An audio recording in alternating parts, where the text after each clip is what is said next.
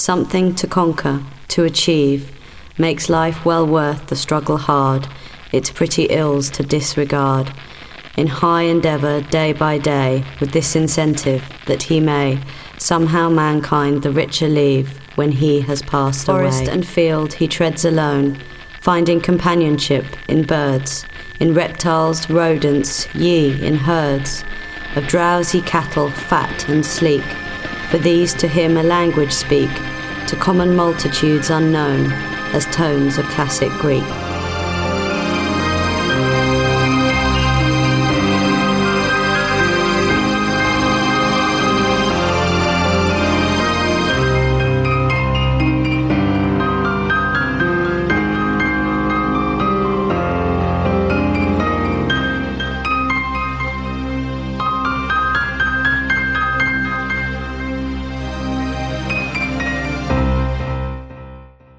When taxidermy was at its heyday, taxidermists were referred to as stuffers, and as, yes, rather dismissively, and it implies opening up an orifice and stuffing it literally, the old polyfiller joke. Now, obviously, if I talk to someone that has no knowledge of taxidermy, they say, well, don't you stuff things? My impression immediately comes that they think you lift its tail and stick something in, i.e. Christmas stuffing. So the first thing people ask me is, does it have to be in the same position as you found it dead? Which I always find hilarious, because obviously no, because it's basically like putting a sock on your foot. You make your foot, you make a solid object, and then you pull the skin on like a sock. And then you move it around until it looks right. So if your jumper's like hanging off your shoulder, it's going to look wrong until you put it back in the right place. So taxidermy is basically the same thing. There's no stuffing involved. Basically, taxidermy, as we know it now, is an attempt to recreate the animal in as lifelike a position as possible using the skin. Victorians' idea of science was to study the animal. It was very physically oriented. Basically, you found an animal, you collected it, or shot it, and then you cut it open to see how it ticked. And you made comparisons based on other birds which looked similar. So you gathered the taxonomy together based on physical characteristics. Nowadays we have things like behavior, DNA, which of course the Victorians couldn't have even imagined at the time. So you can see around this room you have examples of these incredible forms of wildlife which the Victorians would not have known anything about. And explorers went out, collected creatures and brought them back. The Victorians also had a huge passion for knowledge about the natural world, and it was a very hot topic at the time. And taxidermy was the state of art at the time. You have to think that you had no instant imaging.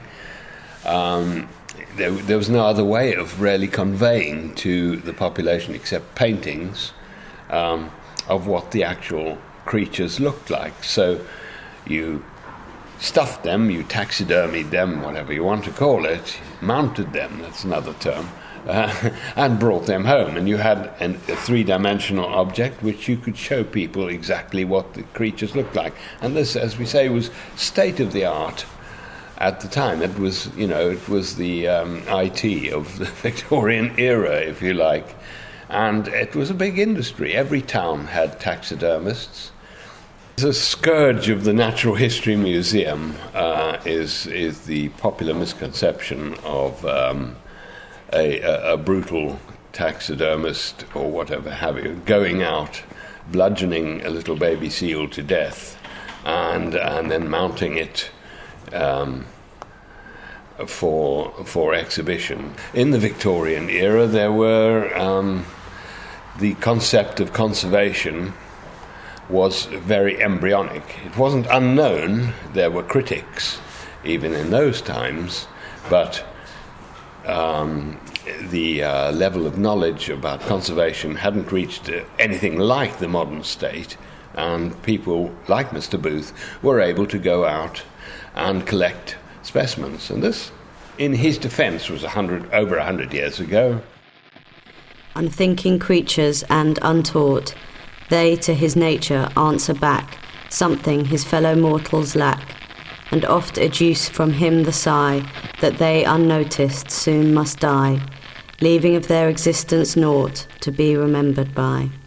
I've had a couple of people gripe about, well, why do you do taxidermy? That's killing things. And I then explain that it's not and what it is really about. My deep thoughts whenever I talk to people about it, and they say, oh, how can you do something like that? I say, taxidermy is either you like it or you don't. And the people who do like it actually love it. So things will turn up to me, obviously with taxidermy, dead or frozen. The immediate thing to do is, if I'm not going to put it in my deep freezer, is to take as much reference details off of it as I can, i.e. measurements. Measurements that taxidermists use: corner of the eye, tip of the nose, round the neck, head to tail, that sort of thing. Things that will relate in the body that I'm going to be making. The process for any form of taxidermy, birdfish animal, will be skinning it, i.e. taking its coat off. No hard and fast rules for skinning something. It can be done in a position where the incision won't be seen, particularly if it's got short hair and it could be noticed. So you would use, i.e. if I was doing a duck coming into land, I would put an incision down the back so as that incision won't be seen. Something like the otter here sitting on my right will have an incision down its belly. That will then run up to each leg, and the skin will come over the head. Now it might sound all a little bit gory, but basically taking the skin off something, skinning a chicken, is as simple as that. So we've got the skin, we've got the carcass, we've then got to set about making a body.